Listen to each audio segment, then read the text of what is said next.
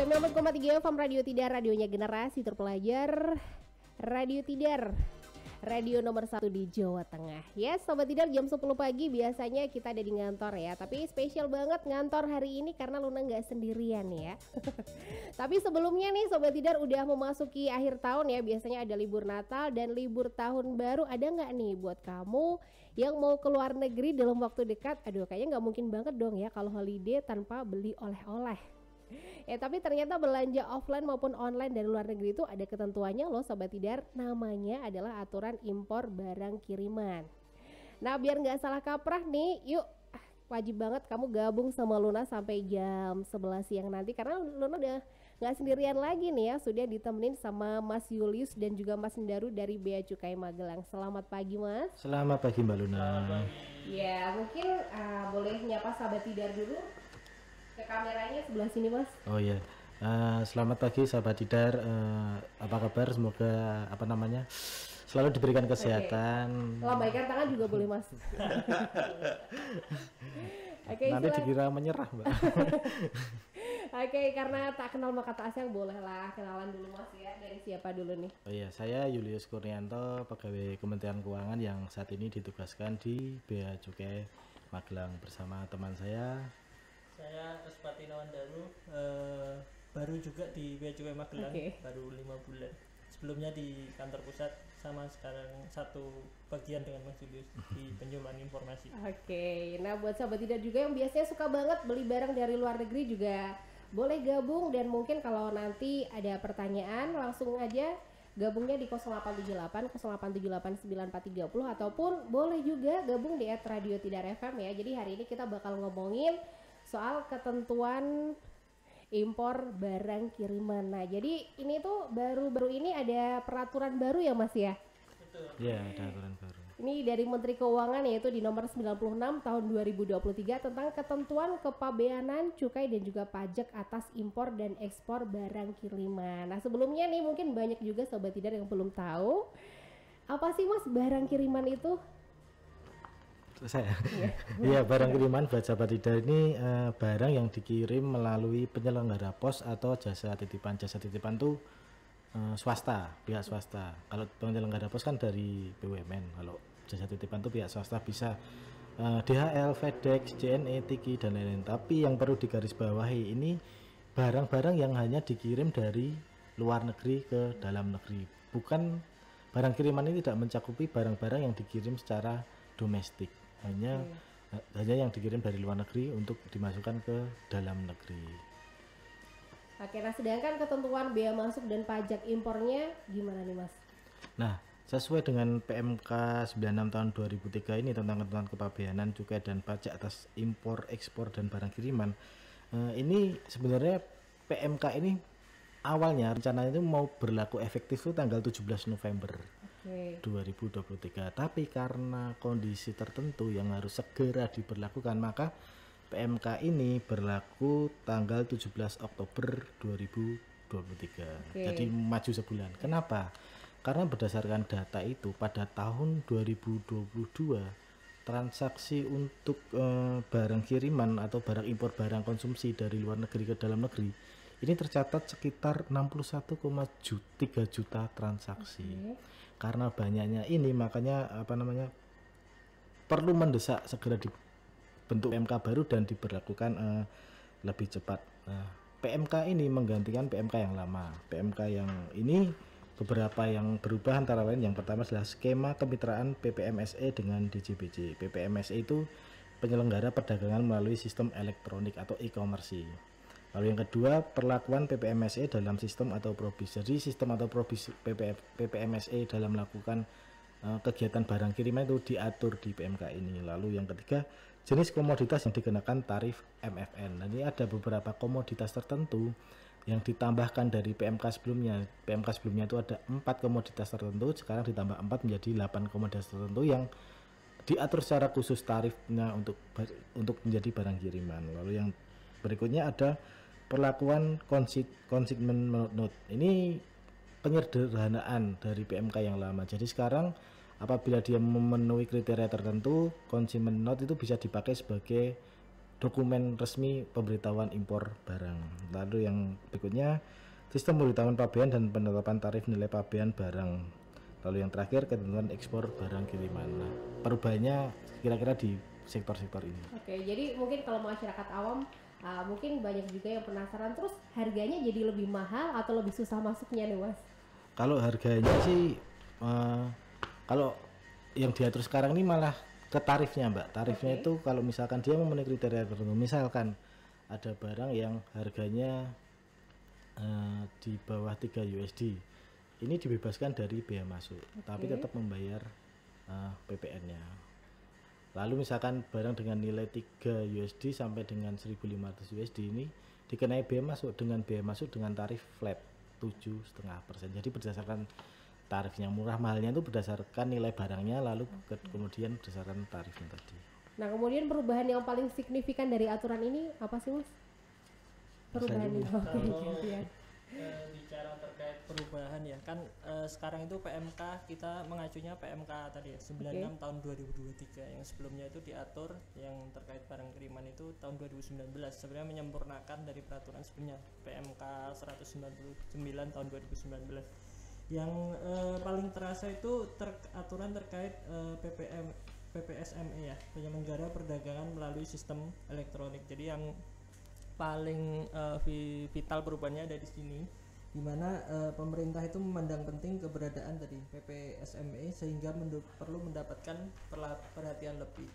Selain itu juga tadi sudah disampaikan oleh Mas Julius bahwa sekarang itu dokumen CN consignment note itu bisa digunakan sebagai dokumen resmi pemberitahuan impor barang. Jadi apa itu CN? CN itu tadi consignment note, dokumen perjanjian pengiriman barang antara pengirim barang dengan penyelenggara pos untuk mengirimkan barang kiriman kepada penerima barang. Tadi juga udah disampaikan juga bahwa untuk PMK yang baru ini itu ada tarif MFN, Most Favored Nation. Jadi itu tarif yang berlaku umum, tarif reguler gitu ya, karena komoditas barangnya itu memang barang-barang yang seringkali kita konsumsi atau kita beli, kita pakai. Contohnya yang di tahun PMK di tahun 2019 PMK 199 itu ada 4 barang. Yang pertama tas, buku, produk tekstil, kemudian sepatu. Kemudian disempurnakan di PMK 96 ini menjadi 8 komoditas barang. Tambahannya ada di kosmetik, besi baja, sepeda, dan jam tangan. Oke.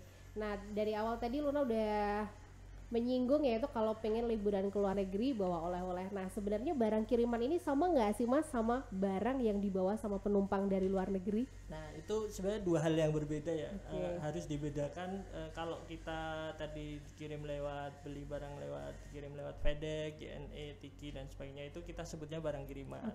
Kalau barang penumpang itu barang yang kategorinya itu personal use, yang misal Bapak Ibu mungkin dari luar negeri kemudian datang ke Indonesia lewat mungkin Bandara Soekarno-Hatta atau bandara internasional lainnya, itu barang yang melekat atau dibawa saat kedatangan, itu barang penumpang. Nah, untuk barang kiriman ini merupakan barang yang masuk ke Indonesia itu melalui tadi ya penyelenggara pos atau bisa dari PJT. Kemudian Bapak Ibu yang suka belanja online itu tidak perlu bingung atau bimbang, karena pada dasarnya segala pemenuhan kewajiban pabean itu sudah dilakukan oleh tadi PJT atau PPYD. Jadi tidak secara personal individu terus ribet atau ngurus sendiri, tapi memang sudah ada ketentuan bahwa kewajibannya pabeannya itu dilakukan oleh PPYD atau PJT gitu. Oke, nah jadi kalau barang yang dibawa sama penumpang ini beda ya Mas ya, sedangkan kalau misalnya nih Mas dia tuh ke luar negeri buat just tip gitu gimana Mas? Kalau misal just tip kita juga ada lakukan profiling ya, dalam artian kita kan harus bedakan ya, barang kiriman tadi batasnya itu kan 3 USD ya batas bawahnya, sedangkan untuk barang penumpang ini kan 500 USD per orang atau per kedatangan. Kita juga di kondisi real di lapangan di bandara itu juga harus melihat semacam kewajaran. Tadi kan misal just tip kan mungkin di kondisi di lapangan sering terjadi ya. Nah itu kalau misal split ya, artinya sepanjang tidak memenuhi tadi 500 USD sih oke-oke aja ya.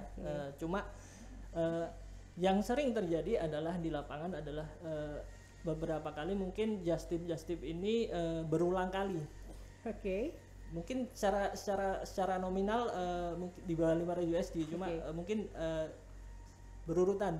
Mungkin secara seminggu waktunya, berapa kali gitu ya? Mungkin dalam satu waktu. Nah itu mungkin akan jadi atensi juga, artinya ada profiling juga di situ, gitu dari bea cukai gitu. Jadi walaupun barang bawaannya tidak melebihi, tapi kalau berulang-ulang juga ditandain sama bea cukai ya Mas. Nah Sobat Tidar nih ya, buat kamu yang pengen nanya-nanya nih, boleh banget langsung gabung sama kita di 0878 0878 9430 ataupun juga gabungnya via @Radio Tidar FM. Yes, nanti kita bakal balik lagi dan kita masih bakal ngobrol-ngobrol sampai jam 11 siang.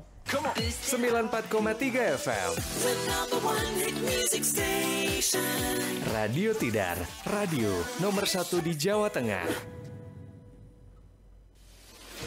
94,3 FM Radio Tidar, radio nomor 1 di Jawa Tengah. Balik lagi masih di ngantor, dan ngantor masih barengan sama Bea Cukai Magelang. Di sini masih ada Luna dan juga Mas Julius dan juga Mas Daru nih. Kita ngomongin ketentuan impor barang kiriman. Aduh, sebelumnya thank you banget ya yang sudah ikutan gabung di 0878 0878 9430. Nanti pertanyaan kamu bakalan dijawab satu persatu sama Mas Daru dan juga Mas Julius. Sekarang lanjut lagi nih ya. Nah mungkin banyak dari sahabat Tidar nih yang sering banget lah ya beli barang dari luar negeri, karena di e-commerce juga udah banyak banget kan disediain barang dari luar negeri. Nah terus banyak juga nih pasti yang penasaran gimana sih perlakuan setiap barang kiriman yang kita beli dari luar negeri. Ya Mbak, jadi setiap barang kiriman yang datang dari luar negeri ke Indonesia ini ada dua perlakuan. Yang pertama itu perlakuan dari pemeriksaan secara fisik, yang kedua pemeriksaan dokumen. Nah pemeriksaan fisik ini terjadi tidak serta-merta semua barang yang masuk di dalam negeri ini diperiksa secara fisik, nggak mungkin juga karena jumlahnya banyak. Nah ini berdasarkan, yang pertama itu bisa berdasarkan profiling atau profil barangnya itu seperti apa pada saat di pemberitahuan consignment note atau pemberitahuan pabean lainnya. Lalu yang berikutnya berdasarkan hasil pemindaian. Jadi setiap barang yang masuk itu kan nanti dipindai dulu, di scan dulu. Nah ketika dipindai itu ada sesuatu yang mencurigakan, kita akan melakukan pemeriksaan fisik. Lalu uraian jenis dan nilai pabeannya yang tidak ada atau tidak jelas. Lalu berikutnya berdasarkan kriteria tertentu. Misalkan ternyata barang yang dikirim itu mempunyai sifat yang harus dibuka untuk meyakinkan petugas bea cukai bahwa barang itu aman untuk masuk di daerah Indonesia. Seperti contohnya apa tuh Mas? Senjata, atau mungkin cairan dan lain-lain. Kalau tadi disebutkan kalau barang itu mencurigakan gitu kan Mas, pas dipindah itu biasanya barang seperti apa yang mencurigakan? Sama juga narkotik misalkan. Jadi kan penyelundup narkotik itu banyak akalnya. Misalkan dia ngirim barang bentuknya shock breaker. Kalau orang awam kan mikirnya shock breaker, tapi ketika dipindai, ternyata dalam shock breaker itu ada bubuk. Nah ini bubuk apa, kita harus memastikan. Nah dan yang harus kita ketahui bersama bahwa pemeriksaan fisik itu tidak dilakukan oleh petugas bea cukai. Jadi pemeriksaan fisik itu dilakukan oleh petugas jasa titipan atau pos yang ditunjuk dengan disaksikan oleh bea cukai. Kan kenapa kok yang melakukan pemeriksaan atau yang membuka barang itu yang PJT atau pos yang ditunjuk? Karena mereka selaku kuasa penerima barang. Jadi petugas bea cukai ada di situ juga untuk menyaksikan apa sih dalam isi barangnya. Jadi tidak serta-merta wah ini kan banyak Mbak keluhan barangnya diacak-acak bea cukai ya. Sebenarnya nggak seperti itu. Sebenarnya yang membuka itu jasa titipannya atau posnya dengan disaksikan oleh bea cukai. Yang mengemas lagi mereka juga. Jadi bukan bea cukai hanya menyaksikan. Tapi jadi kambing hitam ya Mas ya. Iya. Nah selain itu ada pemeriksaan dokumen. Pemeriksaan dokumen itu untuk memeriksa kelengkapan dokumen untuk barang-barang tertentu. Barang-barang tertentu misalkan barangan larangan atau barangan pembatasan. Itu contohnya. Jadi ada beberapa barang kiriman yang membutuhkan dokumen-dokumen pelengkap. Itu harus kita cek apakah ada dokumen pelengkapnya atau tidak. Kalau misalkan tidak ada ya kita belum bisa rilis barang itu. Kalau misalkan ada ya bisa kita rilis. Biasanya setiap barang ada dokumen pelengkapnya atau barang-barang seperti apa, Mas? Barang-barang tertentu, barang-barang misalkan saya ambil contoh barang pembatasan itu boleh masuk tapi dibatasi. Dibatasinya kenapa? Dibatasinya karena ada aturan kementerian terkait. Kenapa kok dibatasi? Karena sifatnya, misalkan saya ambil contoh satu itu obat-obatan tuh bukan tidak boleh masuk ke Indonesia, boleh, tapi harus ada dokumen pendukungnya. Atau mungkin alat kesehatan boleh masuk di Indonesia, tapi harus ada dokumen pendukungnya dari kementerian terkait. Jadi aturannya bukan dari bea cukai itu hanya apa ya, seolah-olah petugas pintu yang punya aturan tuh yang di dalam. Kita hanya melaksanakan aturan mereka, bahwa mereka titip aturan ini. Kalau ada yang masukin alat kesehatan misalkan, tolong nanti dilengkapi dokumen ini, misalkan seperti itu. Atau mungkin barang larangan pembatasan lainnya, misalkan barang-barang bekas itu sebenarnya diatur di Kementerian Perdagangan. Jadi tidak serta-merta setiap barang itu bisa masuk secara bebas, itu tidak. Jadi selain pemeriksaan fisik ada pemeriksaan dokumen untuk barang-barang tertentu. Oke, nah sedangkan untuk aturan pembebasan nilai barang kiriman dengan peraturan baru ini seperti apa, Mas? Nah, secara umum gini, Mbak. Barang kiriman yang nilai barangnya itu di bawah 3 US dollar, atau kalau kita sebut free on board atau FOB, tidak melihat dia biaya kirimnya berapa, ongkos kirimnya berapa, asuransinya berapa. Kalau dia harga barangnya 3 US dollar itu dibebaskan dari bea masuk. Dia hanya membayar PPN 11%. Dan CN tadi, consignment note tadi, bisa diberlakukan sebagai pemberitahuan pabean. Itu kalau nilai barangnya 3 USD ya, Mbak. Tapi kalau misalkan dia nilai barangnya 3 USD sampai dengan 1.500 USD, dia membayar bea masuk dengan tarif flat sebesar 7,5% dan PPN 11%, dan consignment note masih bisa diberlakukan sebagai dokumen pemberitahuan. Nah, apabila dia melebihi 1.500 USD, dia membayar bea masuk sesuai dengan tarif FMFN atau sesuai tarif umum. Tarif umum ini adanya di buku tarif kepabeanan Indonesia dengan tarif yang sudah rinci di situ, barangnya apa, tarifnya berapa. Dokumen yang digunakan sudah lagi bukan CN, tapi menggunakan PIB atau PIBK. Seperti itu, Mbak. Jadi buat kamu yang mungkin temannya ke luar negeri, kalau misalnya teman kamu nggak mau dititipin bukan karena dia pelit ya, tapi mungkin karena nggak mau ribet balik ke Indonesia nih Sobat Tidar. Nah nih kalau misalnya nih ya Sobat Tidar, aku belanja dari luar negeri nih Mas, terus belanja online gitu ya, kalau melebihi dari ketentuannya USD 3 sampai dengan 1.500 tuh pungutan negaranya gimana?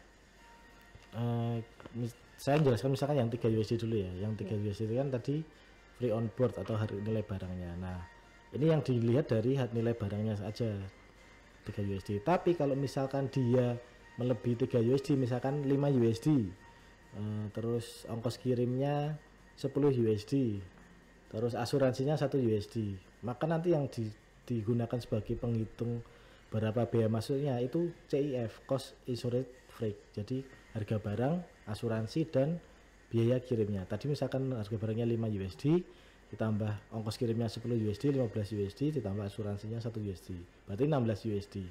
16 USD dikalikan biaya masuknya 7,5%, terus PPN-nya 11%. Itu kalau misalkan dia melebihi 3 USD. Kalau dia melebihi 1.500 USD, dia menggunakan tarif umum. Oke. Jadi gitu ya Sobat Tidar, tapi buat kamu yang mungkin agak sedikit kurang paham gitu masih boleh banget. Kalau pengen nanya, kita tunggu di WhatsApp-nya Radio Tidar ya, ataupun juga di @radiotidar. Lanjut, sekarang kita bakal ngomongin nih impor barang khusus nih ya Mas. Jadi apa sih yang dimaksud sama pemberitahuan impor barang khusus? Mungkin gantian Mas Daru. Jadi kalau tadi kan disebutkan ada pemberitahuan impor barang, ada juga pemberitahuan impor barang khusus PIBK. Itu secara konsepnya kurang lebih sama, hanya yang dibedakan itu mungkin penerimaannya ya. Artinya dalam artian ketika itu pemberitahuan impor barang khusus, itu pemberitahuan pabean untuk pengeluaran barang impor tertentu yang dikirim oleh penyelenggara pos dengan nilai barang melebihi 1.500 USD dengan penerima barang merupakan kategori perseorangan, bukan badan usaha. Nah, kalau yang PIB yang seperti apa? Yang PIB kurang lebih sama, yaitu pemberitahuan pabean untuk pengeluaran barang impor yang diimpor untuk dipakai dengan penerima barang merupakan badan usaha. Jadi tadi mungkin diatur untuk lebih dari 1.500 USD, kemudian penerima barangnya itu perseorangan untuk PIBK. Untuk yang PIB ini barang impor yang untuk dipakai, kemudian penerima barangnya merupakan badan usaha gitu. Oke, sedangkan dalam pengajuannya nih Mas, apa aja sih yang diperlukan buat PIBK ataupun PIB? Kalau bicara terkait pengajuan baik PIBK maupun PIB ini harus dilengkapi dengan dokumen pelengkap pabean. Salah satunya sepertinya tadi yang disampaikan ada CN ya, consignment note, kemudian ada juga invoice-nya, kemudian packing list-nya, kemudian tadi juga disampaikan oleh Mas Julius bagaimana barang-barang yang kategorinya barang larangan atau pembatasan itu juga harus ada dokumen pendukungnya dari kementerian lembaga terkait gitu sih. Nah, sedangkan kita ngomongin tarif nih ya Mas, tadi udah disebutkan ya kalau flat tarifnya tuh 7,5%. Terus kalau barang-barang seperti apa nih yang nantinya bakalan kena MFN? Sebagaimana yang disampaikan tadi, kalau MFN kan most favored nation ya, tarif yang berlaku umum, tarif reguler. Tadi di PMK 199 tahun 2019 itu hanya mencakup 4 komoditas barang, kemudian di PMK 96 tahun 2023 ini menjadi 8 komoditas barang, di mana tadi disampaikan bahwa barang-barang apa saja yang dikategorikan dikenai tarif MFN itu tadi ada tas, buku, kemudian produk tekstil, sepatu, kemudian kosmetik, besi baja, sepeda, dan jam tangan. Oke. Nah, nanti kita juga bakal lanjut lagi ngomongin, tapi ini buat kamu yang mungkin suka banget beli buku dari luar negeri. Nah, kita juga bakal bahas nih nanti Sobat Tidar ya. Oke, kita tunggu yang pengen nanya di 0878 0878 9430 dan kita nanti bakal balik lagi masih ngobrol-ngobrol sampai jam 11 ya. 94,3 FM Radio Tidar, radio nomor 1 di Jawa Tengah.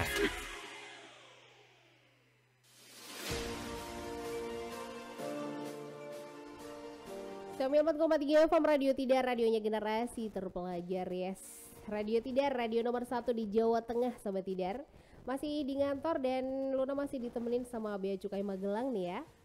Kita ngomongin barang kiriman Sobat Tidar. Nah, buat Sobat Tidar yang mungkin suka banget atau pengen beli buku dari luar negeri, nah Mas lanjut nih ya.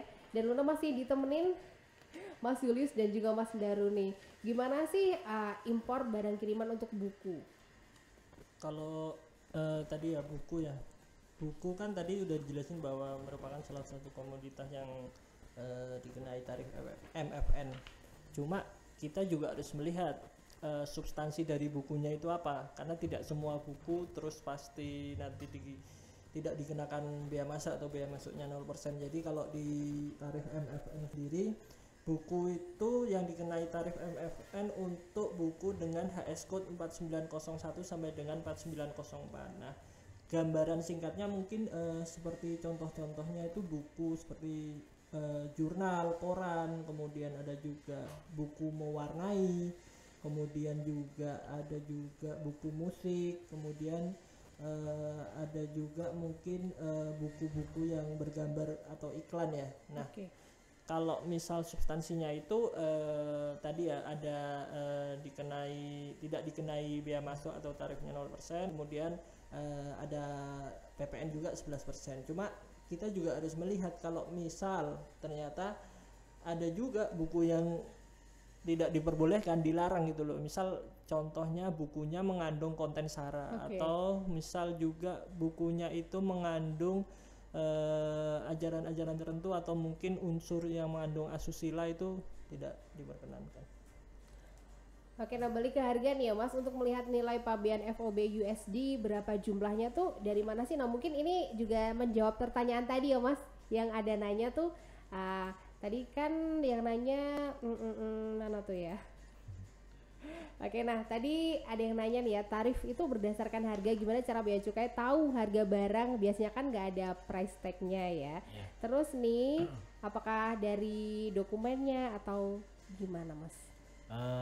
Bea cukai pada saat barang kiriman datang itu dia berpegang atau pertama yang dia lihat itu consignment note-nya atau pemberitahuan pabean impor barangnya. Nah, Di consumer note atau pemberitahuan impor barang lainnya itu pasti dia tertera barangnya apa, nilainya berapa, seperti itu. Dan itu wajib ada ya sebenarnya. Nah, misalkan pun tidak ada, bea cukai itu bisa secara personal judgment itu menilai barangnya itu berapa dengan tidak serta-merta ya, ini barangnya segini enggak, tapi dia melihat di harga pasaran. Juga ada beberapa barang tertentu yang kita sudah ada katalognya. Jadi ya, kita sudah mempunyai katalog yang kalau barang ini merek ini harganya sekian seperti itu. Jadi tapi yang pertama tadi kita harus melihat consumer note-nya. Lalu apabila tidak yakin, bea cukai belum yakin, kita baru melakukan penelitian lebih lanjut. Karena kan sering misalkan seperti itu, untuk menghindari bea masuk tadi, misalkan kita membeli barang misalkan apa ya, barang yang mahal itu apa ya, jam tangan misalkan atau apapun, atau tas gitu ya Mas. tas nilainya di konsumen itu ditulis misalkan 3 US dollar, kok rasa-rasanya kan nggak mungkin 3 US dollar, kan sekitar 50.000 ya. Nah, karena ketidakyakinan itu bea cukai bisa melakukan professional judgment seperti itu. Tapi pada dasarnya lihat dulu di consumer note atau pemberitahuan impor pabean lainnya. Oke. Nah, sedangkan barang kiriman apa sih yang biasanya memerlukan izin atau persyaratan khusus? Jadi kan setiap barang itu sebenarnya kan bisa masuk di Indonesia asalkan dia tidak termasuk di dalam barang larangan ataupun barang pembatasan. Nah, kita tahunya dia masuk barang larangan atau barang pembatasan itu yang paling gampang tuh kita dengan membuka portal INSW, Indonesia National Single Windows. Di situ kelihatan semua. Saya mau masukin barang A, itu masuk kategori larangan atau pembatasan atau tidak. Nah, di sini kan bea cukai seperti yang saya jelaskan tadi, kita itu seperti petugas pintu atau istilahnya tuh pengawasan di bordernya. Tapi sebenarnya pengawasan tuh ada pengawasan border dan pengawasan non border, post border. Pengawasan post border itu ketika sudah melewati daerah pabean, kawasan pabean, sudah melewati pemeriksaan bea cukai tapi ternyata masih lolos. Ketika masih lolos itu kita sebenarnya kan ada instansi lain juga yang sebenarnya mengawasi itu, karena aturan yang dititipkan di bea cukai itu juga aturan yang berasal dari instansi tertentu. Misalkan saya ambil contoh barang larangannya misalkan senjata api atau mainan senjata replika bahan peledak, ini ada aturannya dari kepolisian. Jadi harus ada izin dari kepolisian. Nah, misalkan di bea cukai itu ternyata tanda kutip lolos, harus di post border atau setelah pemeriksaan bea cukai itu ada aturan terkait yang mengatur. Nanti jadi udah ranahnya bukan ranahnya bea cukai, ranahnya kepolisian. Atau mungkin misalkan thrifting itu sebenarnya diatur di Kemendak, Kementerian Perdagangan, di dasar hukumnya 48 MDAK per 7 tahun 2015 tentang ketentuan umum di bidang impor. Nah, thrifting itu termasuk barang bekas itu sebenarnya ada aturannya yang mengatur Kemendak. Nah, ketika sampai di bea cukai ternyata tanda kutip tadi lolos tadi, di dalam negeri itu ada kementerian terkait yang mengatur. Nah, perlunya kita bersinergi dengan kementerian terkait agar misalkan ada barang-barang yang masuk larangan pembatasan itu lolos dari bea cukai, ada kementerian atau instansi terkait yang mengatur lebih lanjut. Seperti itu, Mbak. Oke, nah sedangkan nih Mas, kalau kita tuh pengen tahu ya status barang kiriman, baik keberadaannya ataupun pungutan pajaknya tuh lewat mana, Mas? Kalau kita pengen tahu tuh sebenarnya gini, ini sebenarnya nyambung ke penipuan juga ya, Mbak. Jadi banyak masyarakat itu mengalami penipuannya dia dikirimi seolah dikirimi barang dari luar negeri, dikirimi resi yang abal-abal. Nah, sebenarnya kita tuh bisa cek itu penipuan atau tidak, atau mungkin kalau kita benar-benar mengirim barang dari luar negeri, kita mengecek barang itu udah sampai mana, kita bisa buka di aplikasi namanya Cesa Mobile. Itu bisa di-download di Play Store atau mungkin di website kami di www.beacukai.go.id/barang kiriman. Di situ masukin saja nomor resinya, nanti akan kelihatan barangnya sudah sampai di mana dan dalam proses apa seperti itu. Oke, tapi kan banyak orang juga nih Mas yang kayaknya gampang banget dibohongin gitu, dan penipu sekarang juga udah pinter-pinter. Nah, kalau misalnya nih kita kena penipuan mengatasnamakan bea cukai itu sebaiknya gimana? Nah, penipuan mengatasnamakan bea cukai itu biasanya modusnya seperti ini. Yang pertama tuh dia seolah-olah mengirimkan barang ke kita. Entah kita tuh kenalannya tuh dari dari mana, kenalan dengan seseorang seolah orang itu dari luar negeri, terus saya akan mengirimkan barang untuk kamu. Setelah satu kemudian kita ditelepon dari nomor tertentu mengatakan bahwa saya bea cukai, kamu dapat kiriman dan barangmu kami tahan, kalau mau lepas harus bayar sekian. Nah biasanya modusnya seperti itu, Ujung-ujungnya duit ya Mas. nah indikasi penipuan adalah dia menghubungi langsung dengan nomor pribadi. Bea cukai tidak pernah menghubungi penerima barang dengan nomor pribadi. Misalkan ada barang yang harus diurus, misalkan kelengkapan dokumennya, nanti yang menghubungi penerima barang adalah jasa titipan pos ataupun PJT. Jadi bukan bea cukai. Lalu yang kedua biasanya itu dia memberikan nomor rekening pribadi. Nomor rekening pribadi ini untuk transfer tadi, transfer sekian, kalau tidak nanti kamu dipidana atau apa. Nah misalkan barangnya kategorinya kena bea masuk dan harus bayarnya itu bukan di nomor pribadi tapi nanti di rekening negara. Dia menggunakan kode billing. Jadi bayarnya bukan di bea cukai tapi di tempat-tempat tertentu yang bisa membayar dengan billing. Biasanya seperti itu, Mbak.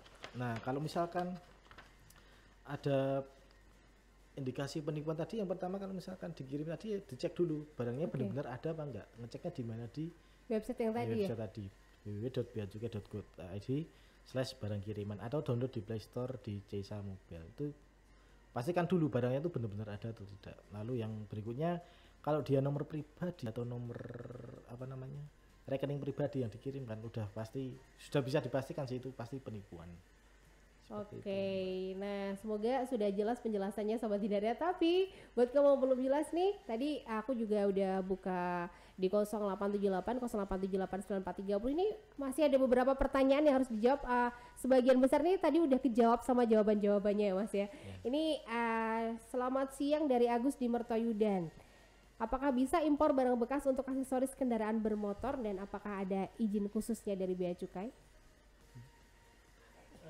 Baik, tadi udah dijelaskan juga ya sama Mas Julius. Tapi sebelumnya mungkin menambahkan dulu dari yang Mas Julius sampaikan terkait modus penipuan terkait bea cukai itu.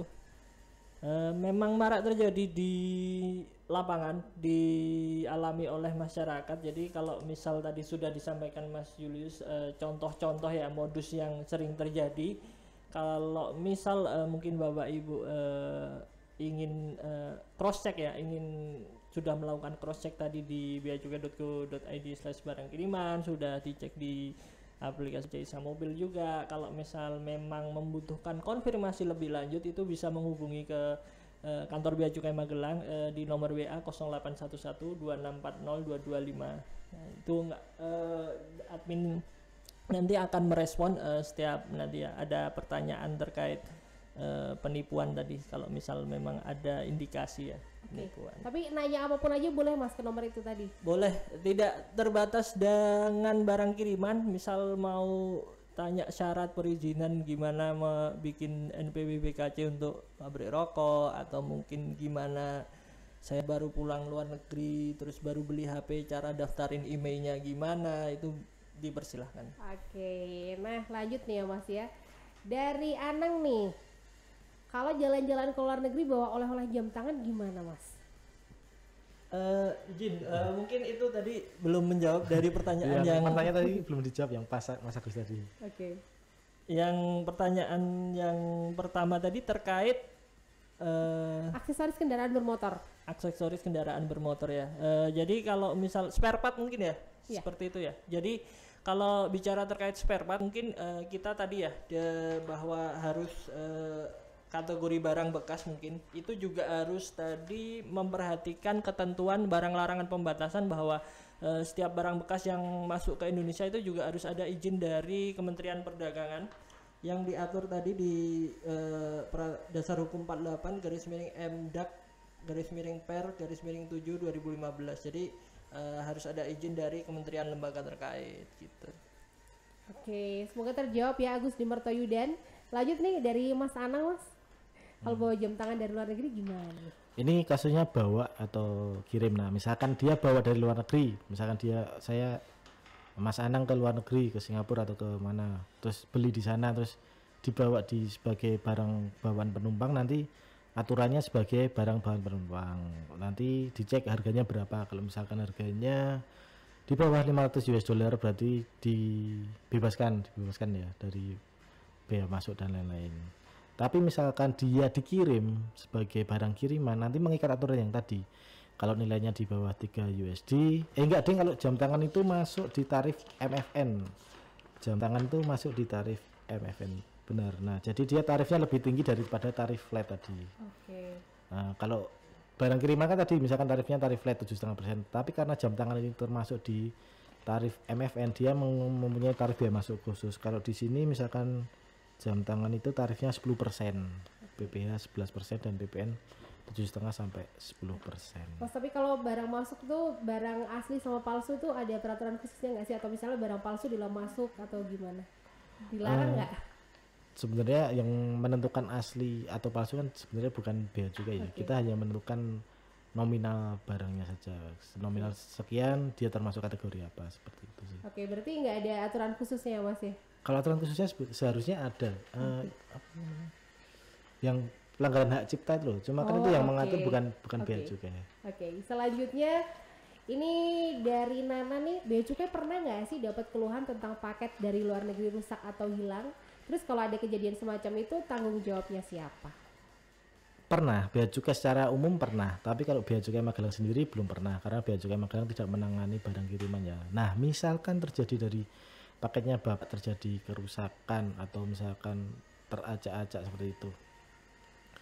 Seperti yang sudah saya jelaskan tadi, yang membuka paket itu bukan bea cukai, tetapi pihak penyelenggara pos atau pengusaha jasa titipan sebagai kuasa dari Bapak. Yang membuka dan menutup lagi itu dari pengusaha jasa titipan atau penyelenggara pos. Nah, misalkan terjadi seperti itu, koordinasi saja dengan petugas pos atau penyelenggara titipan di sana. Jadi itu memang yang menyuruh membuka bea cukai, tapi yang membuka bukan bea cukai. Dan yang menutup lagi juga bukan bea cukai. Jadi langsung ke ekspedisinya Sobat Tidar ya. Lanjut, kalau ini sekarang dari Rizka nih. Kalau ada barang yang ketahan di bea cukai, kita harus ngapain? Barang, mungkin Mas Daru nanti bisa menambahkan ya, barang tertahan itu ada beberapa penyebab. Kalau orang awam mesti bilangnya tertahan ya, tapi sebenarnya penyebabnya itu mungkin pemenuhan kewajiban kepabeannya belum terpenuhi, misalkan bea masuk dan lainnya belum terbayarkan, atau mungkin tadi dia termasuk barang pembatasan atau barang larangan yang harus mempunyai izin khusus. Nah, izin khususnya ini yang harus dilengkapi seperti itu. Nah, mungkin yang sedang rame ini di Tanjung Perak. Tanjung Perak ini barang kiriman dari petugas migran Indonesia, PMA, petugas migran asing. Nah, ini banyak beritanya tuh gini, framingnya tuh barang dari imigran ditahan bea cukai. Yang terjadi bukan seperti itu, karena ini aturan baru, PMK baru. Pihak penyelenggara itu wajib memberikan pemberitahuan pabean impor pabean. Nah, berupa apa? Bisa berupa CN, bisa berupa PIBK.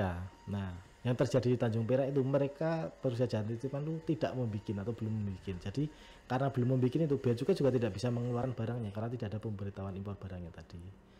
Gitu. Jadi tertahannya itu bisa itu karena belum ada pemberitahuan impor barangnya, atau mungkin dia termasuk barang larangan atau pembatasan, atau mungkin dia belum memenuhi pemenuhan kewajiban importasi barangnya. Jadi harus apanya tuh dilihat dulu masalahnya apa ya Mas? Iya, benar.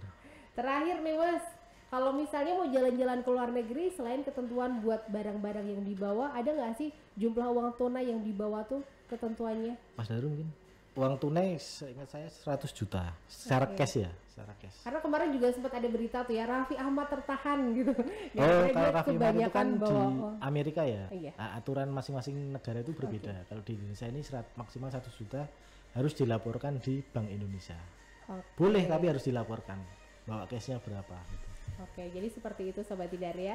Oke, terima kasih banget nih ya yang sudah nanya-nanya di 0878 0878 9430 dan juga yang sudah gabung juga di @radio-tidar FM. Terakhir nih Mas, mungkin dari Mas Yulis dan juga Mas Daru, pesan buat sahabat Tidar. Mas Daru dulu. Pesannya apa ya? Ya sebenarnya prinsipnya itu kan bukan berusaha untuk mempersulit ya. Dalam artian mungkin batas bawahnya kan 3 USD untuk barang kiriman, tapi lebih ke melindungi industri dalam negeri sebenarnya. Lebih ke arah situ. Jadi memang tujuannya lebih untuk ya kita melindungi utamanya para UMKM, para penjual yang ada di dalam negeri, sehingga tadi dibatasi batas bawahnya itu sampai dengan 3 USD gitu.